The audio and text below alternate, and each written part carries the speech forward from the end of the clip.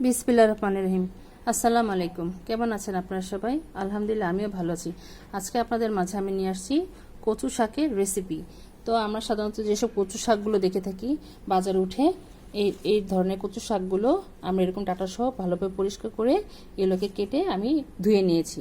এখানে প্রায় 4 মুঠ হবে। এখানে আমি আমাদের বাড়ির পাশে ছিল, সেখান থেকে আমি এখানে উঠিয়ে নিয়ে এসেছি।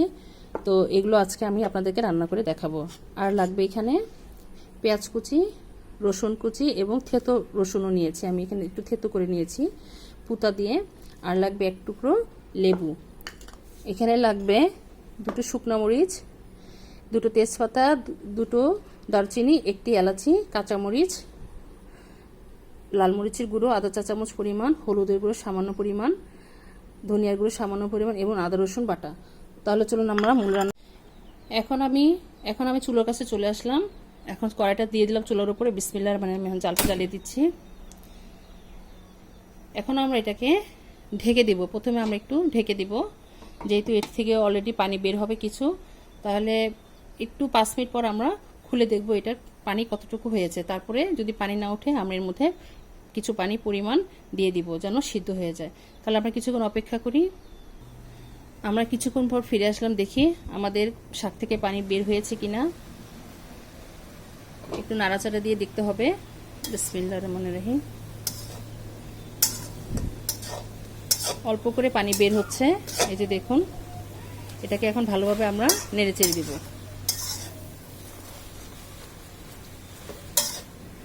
যে পানিটা উঠবে, কচু শাক থেকে তো এমনিতে পানি বের হয়, কিছু কিছু কচু শাকের মধ্যে দেখা যায় যে পানি বের হয় না।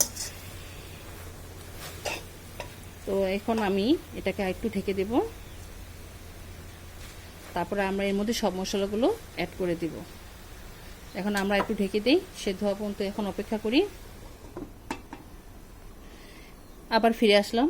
এখন দেখব আমাদের কচু শাকে কী অবস্থা। এই যে দেখুন, মাশাআল্লাহ করে মোটামুটি পানি উঠেছে।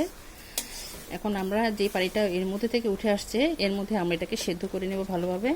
এখন আমি জালটা মিডিয়াম আঁচ করে রেখেছি। এখন এর মধ্যে আমরা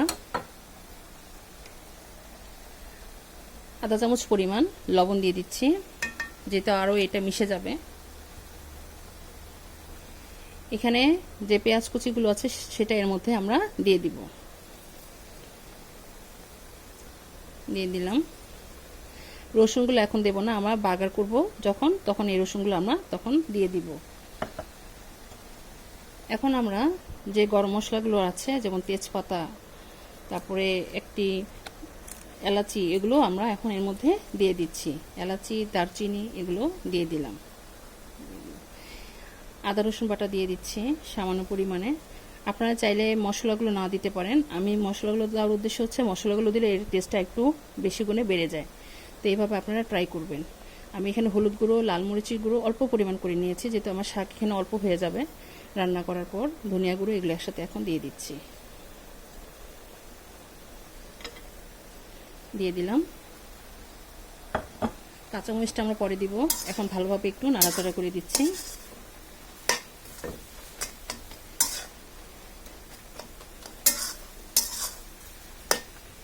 এখন আমরা এটাকে ঢেকে দিব। ঢেকে আমরা এটাকে ভালোভাবে সেদ্ধ করে নেব। এখন আমরা এটাকে ঢেকে দিই। আর কিছুক্ষণ পর আমরা ফিরে আসব। আমরা এখন আবার ফিরে আসলাম, দেখি আমাদের কচু শাকটির কী অবস্থা। মাশাআল্লাহ করে দেখুন প্রায় গলে গিয়েছে। একটু ধৈর্য ধরে সময় নিয়ে রান্না করতে হয় কচু শাকটি।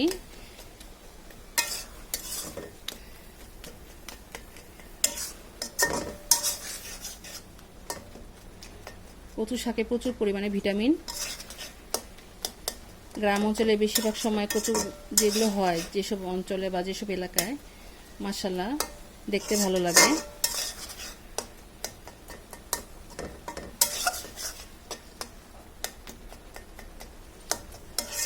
আর কিছুক্ষণ পানিটা টানিয়ে নেব। এখন নাড়াচাড়া করে পানিটা টানিয়ে নিতে হবে।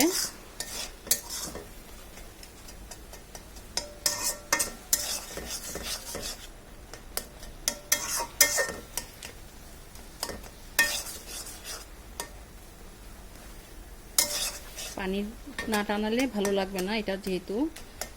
আর রোদে থাকা যে কচুগুলো থাকে সেগুলো আপনারা নেওয়ার চেষ্টা করবেন দেখে বুঝে, যেহেতু সব জায়গার কচু ভালো হয় না, কিছু কিছু জায়গার কচু অনেকটা গলা চুলকায় বা কুটকুট করে যেটা বলেন। তো আমার এখানে যে কচুগুলো দেখছেন এগুলো রোদ্রুর মধ্যে যেগুলো হয়েছিল সেখান থেকে এগুলো আমরা নিয়ে আসছি উঠিয়ে। তো যাই হোক, আমাদের পানিটা প্রায় টেনে আসছে, এখন এটাকে আমরা নামিয়ে দিব।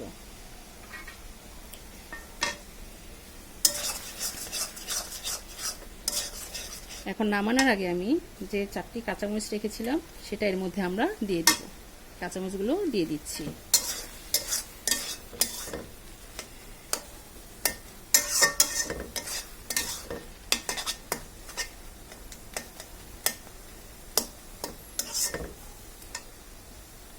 এখন আমরা এই শাকটিকে নামিয়ে নিব।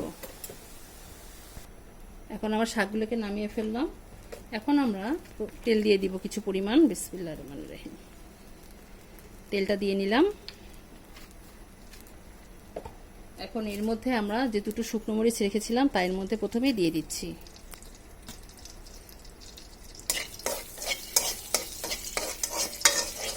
আমরা এই শুকনো মরিচটাকে একটু হালকা ভেজে নামিয়ে নেব। আগে শুকনো মরিচটা দেবেন, তাহলে যে তেলের মধ্যে যে ঘ্রাণটা যায় শাকের মধ্যেও সেটা যায়, তো খেতে ভালো লাগে।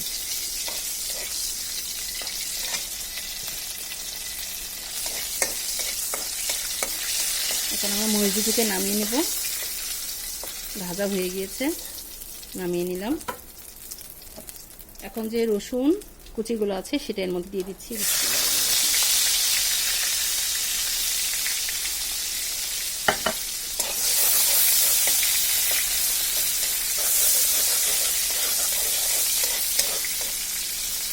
এই শাকটাকে আপনারা চিংড়ি মাছ দিয়ে, যে গুঁড়ো চিংড়ি দিয়েও রান্না করতে পারেন, বা ইলিশ মাছের মাথা দিয়েও রান্না করা যায়। এই কচু শাক আপনারা যেভাবে রান্না করবেন সেভাবে এটা খেতে ভালো লাগে।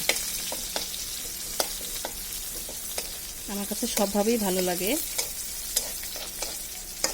এখন রসুনটা একটু লাল হয়ে আসলে তারপর আমরা শাকটাকে দিয়ে দিব।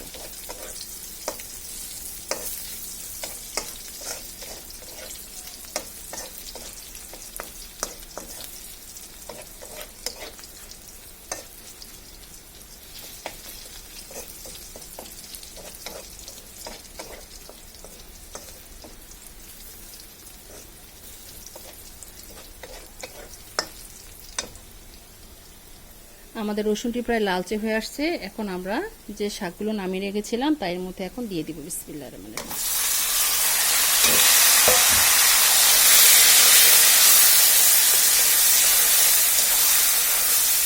ভালোভাবে নেড়ে চেড়ে দিচ্ছি। দেখুন মাশাআল্লাহ করে।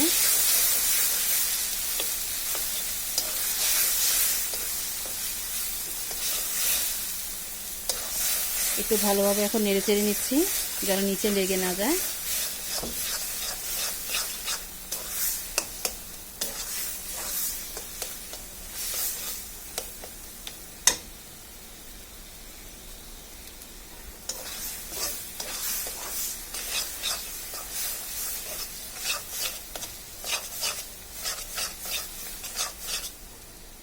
এখন আমরা এর মধ্যে যে লেবুটি ছিল এটা এখন আমরা রস করে এটার মধ্যে দিয়ে দিব। রসটি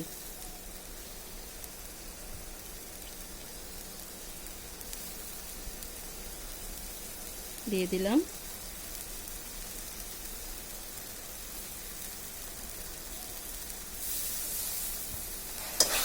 এখন ভালোভাবে আবার নেড়ে দিচ্ছি।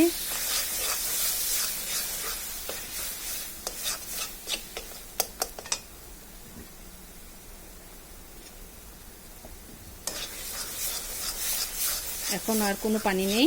মাশাআল্লাহ দেখুন কড়াই থেকে ছেড়ে আসছে। এখন আমাদের কচু শাকটা প্রায় রেডি। এখন আমরা এটাকে নামিয়ে ফেলব। চুলোর আঁচটা বন্ধ করে দিই। তাহলে চলুন আমরা পরিবেশনে চলে যাই। তৈরি হয়ে গেল আমাদের মজাদার কচু শাকের রেসিপি।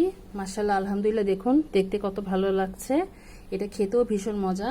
এটা গরম গরম ভাতের সাথে খেতে অনেক ভালো লাগে। আপনারা অবশ্যই আমি যেভাবে করেছি আপনারা অবশ্যই একবার হলেও ট্রাই করে দেখবেন, ইনশাল্লাহ আপনাদেরটাও আরও ভালো হবে। তো আমার রেসিপিটা আপনাদের কাছে কেমন লেগেছে, কচুর শাকের রেসিপিটা আমাদেরকে অবশ্যই কমেন্ট করে জানাবেন। আর আমার জন্য দোয়া করবেন, আমি যেন আপনাদের মাঝে আরও নতুন নতুন রেসিপি নিয়ে আসতে পারি। তো আজ এই পর্যন্ত, আপনারা যে যেখানে আছেন ভালো থাকেন, সুস্থ থাকেন।